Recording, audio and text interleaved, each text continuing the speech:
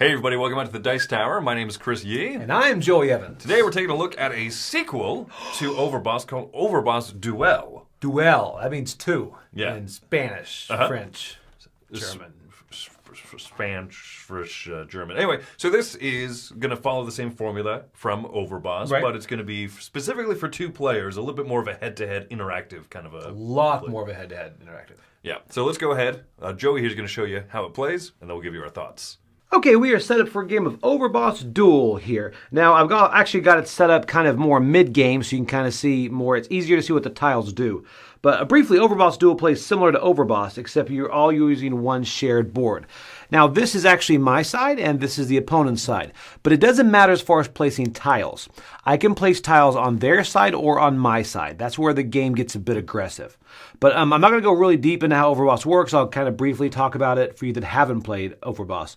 But pretty much it's packet drafting. So you're going to go ahead and you're going to grab a tile and a monster, and then you're going to go ahead and place it on the board. And as you place it, that is where it's going to score in-game. It's all about getting in-game points once this board is filled.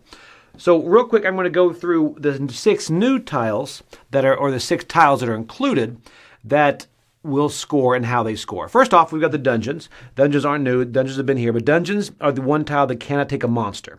So there's no monster on there. So if I were to take this and the spire, of course, the spire wouldn't be placed here anyway, but it would go into my lair. But dungeon tiles will score 1 point plus 1 point for every different tile terrain around it. Then you've got the towns. The towns will actually have a hero placed on it. So if I were to draft this and the mini-boss and place it, this would not go on there. It would go into my lair or on an open tile, but a hero would get placed on there. Now, heroes will start to spread, and there's ways to get rid of heroes with mini-boss and matching monsters. So you do want to get rid of those, and if you do kill them, those are worth a point at the end of the game. Then you've got the icy peaks right here. These are interesting because they will score 1 point or an extra 2 points if there's no other icy peaks around them. But they also get an ability where you can slide a tile. For example, if I were to take these guys here, place it here, and now I'll place him here because there's no icy peak around him, so he's going to score 3 and 3, but now I get to slide something. So I could actually slide this one. So instead of 3 and 3, this guy's going to score 1 and 1. That will be very mean of me. But then you're going to go ahead and replace here and here. Now, we're going to go into what the other ones do as well. Let's see right here, the roads. The roads are going to be, you get points for the longest connection of road when you place that. But also, once you place a road tile from here, you're going to be able to switch 2 tokens anywhere on the board. Then you've got the spawning portals right here. When you're going to place the spawning portals out, you can also grab another monster out of the bag, but they will score 1 point for every different monster or mini-boss in their row.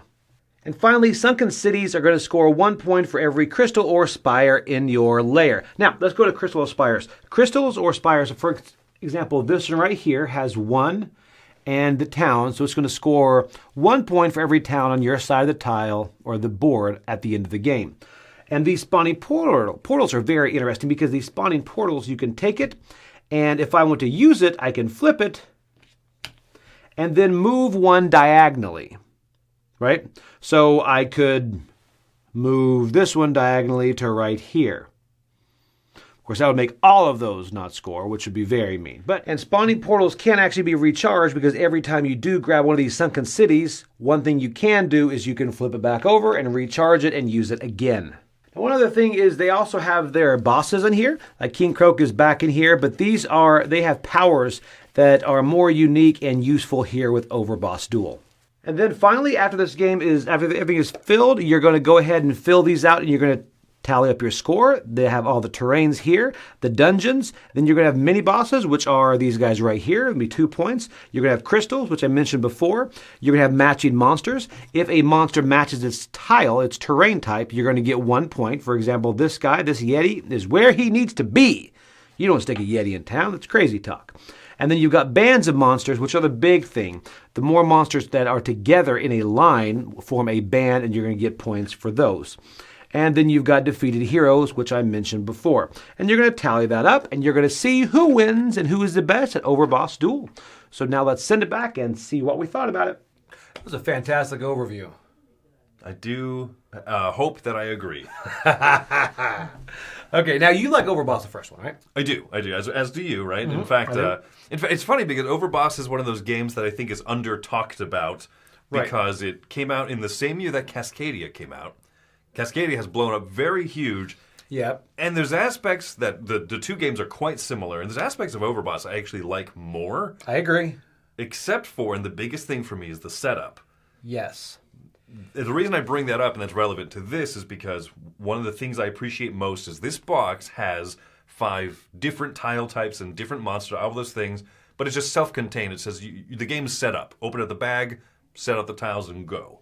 And I really like that about it. It's much quicker to get set up and get going.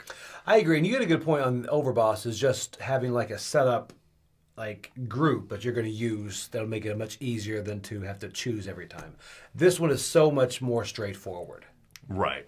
Now, the fact that it is explicitly for 2 players, what they did was they really leaned into effects that are more interactive with the tiles, with the fact that when you draft, you can put it on your side of the board or on the opponent's side. It really is very head-to-head. It's not, I wouldn't say interactive. I'd say cutthroat. This is really, it surprised me how cutthroat it is.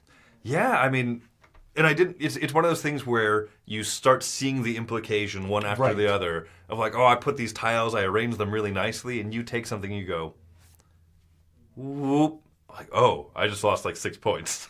That's the thing. I think they're like the icy peaks that can move things around. I thought you said ICP. I see. Yeah. Insane clown pussy! But you get it to move stuff around, and that makes it virtually impossible to plan. To plan ahead because it's like you can do something like, whew, and you have to be mean at it.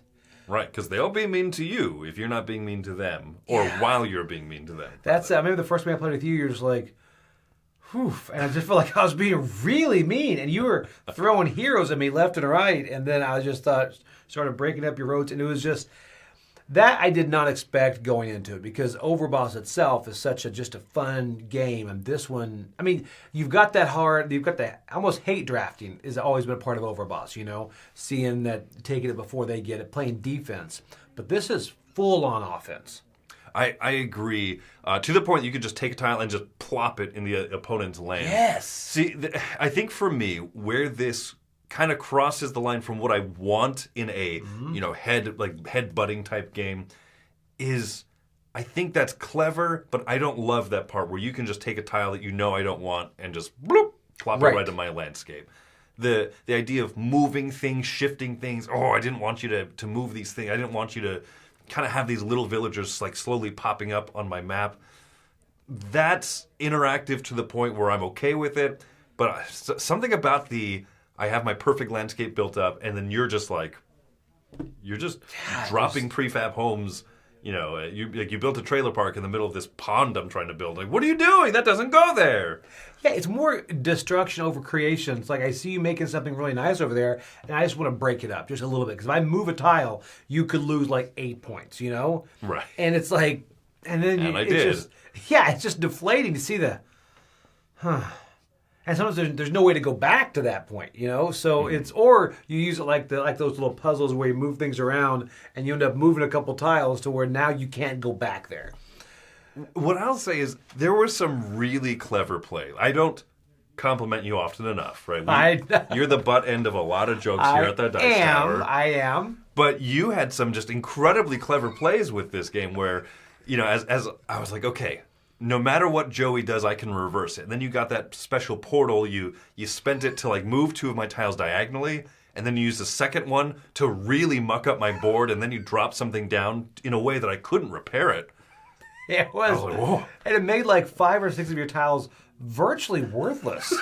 And it was because he was going to beat me by a lot, and then you move things around. It's like, and I remember that moment. That's when you actually said, that was really good. Him was just deflated. At that point, your heart was not in the game. But that is funny because that was the last turn of that game right. too.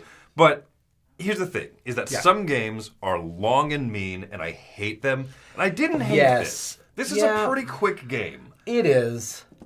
I guess that does give it the nod because it says 20 to 30 minutes, and you could easily do it 20 to 30 minutes. And that's probably not much more time for setup, too, which is great for an Overboss game. I agree. Yeah. When I'm coming down to it, though, I don't love it. This Right. game is just, I don't think, made for me.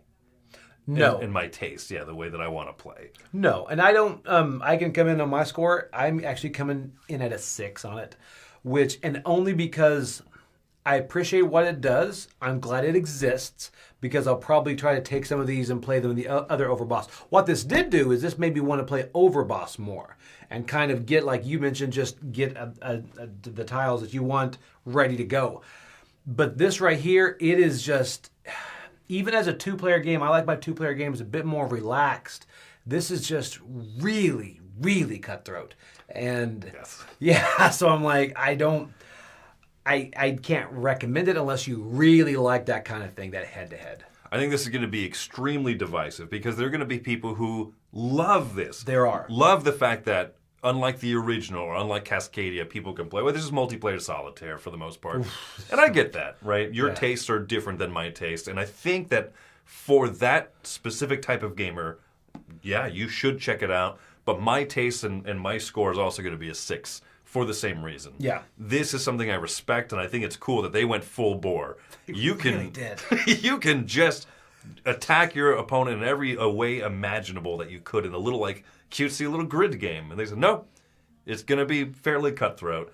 And that's respectable to me, but not something I'm coming back to. No, I'm the same way. I appreciate what it does, but it's just too mean for me. Yeah, so there you go. That's our thoughts on Overboss Duel. Tell us what you think of it if you've had the chance to play it. Yep. Until next time, I'm Chris Yee. I'm Joy Evans. And keep on fighting. I beat him bad. Never again.